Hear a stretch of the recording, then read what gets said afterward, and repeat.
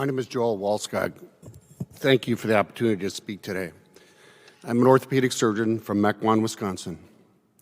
After high school, I spent almost 14 years in education and training. I've developed a large orthopedic practice focusing primarily on joint replacement. I average over 5,000 patient visits per year and perform well over 800 surgical procedures per year. While my personal core identity focuses on my family, I love my job as an orthopedic surgeon.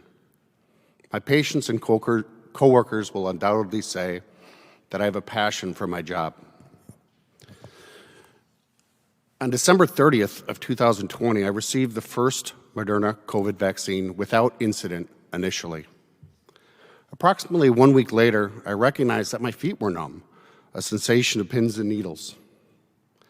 I also began having powerful electrical shock sensations down my entire spine, radiating to my feet. Within days, I obtained an MRI of my cervical spine. It revealed no acute changes to account for my numbness. Move forward 3 or 4 days, I was sitting in a clinic room at work talking with a patient. I attempted just simply to stand from a sitting position. I couldn't stand. I pushed myself up with my arms, then quickly fell backwards.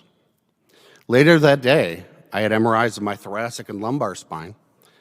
I soon saw a neurologist, actually 2 to 3 days later, who diagnosed me with transverse myelitis, a rare condition that involves a demyelinated lesion of my thoracic spinal cord. While my neurologist recommended I take 2 or 3 months off of work, I agreed to take 2 weeks. After I returned, I operated on 2 consecutive days, although I intended shortened schedule. After the second day, I felt horrible. I was numb from my umbilicus to my feet. I could barely walk, and I have been off work since. I'm just not safe to work as an orthopedic surgeon. After my diagnosis, I brought up the question of whether my condition could be related to the Moderna COVID vaccine that I received. I asked my employer to report it to VAERS. I was aware that the UK AstraZeneca COVID vaccine trial was delayed twice because of 3 cases of transverse myelitis. Assuming the FDA and the CDC would be alarmed at my diagnosis, I expected to be contacted soon after my VAERS submission. No phone call, no contact. In fact, weeks passed.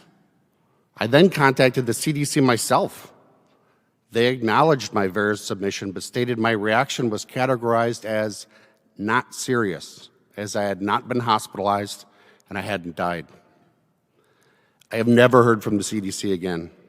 No contact with the NIH, no contact from the FDA. I notified Moderna directly numerous times and asked that I be contacted. No one from Moderna ever contacted me. One word describes how I felt in the first few months after my diagnosis: abandoned.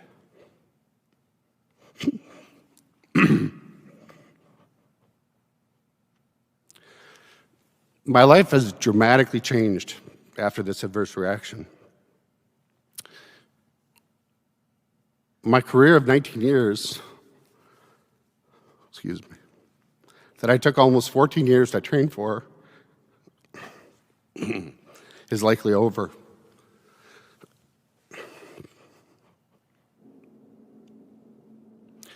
While my electrical sensations have decreased, my numbness, weakness, and poor balance are unchanged as compared to January of 2021.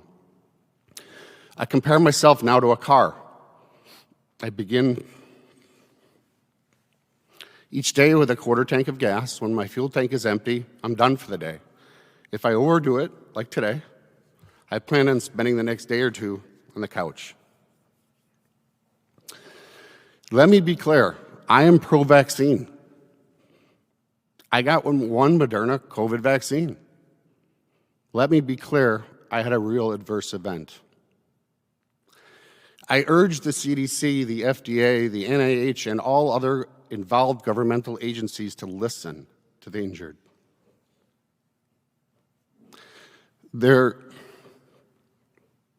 Adverse events are real. I urge everyone to become open and transparent with COVID vaccine data. The VAERS system is grossly inadequate. I am bewildered how we as a country seem to be dependent on foreign data. I urge additional monies be allocated to studying the etiologies and treatment of these adverse events. I also urge Congress to enact legislation to allow for financial remedy under the Vaccine Injury Compensation Program for those injured by the COVID-19 vaccinations. Thank you.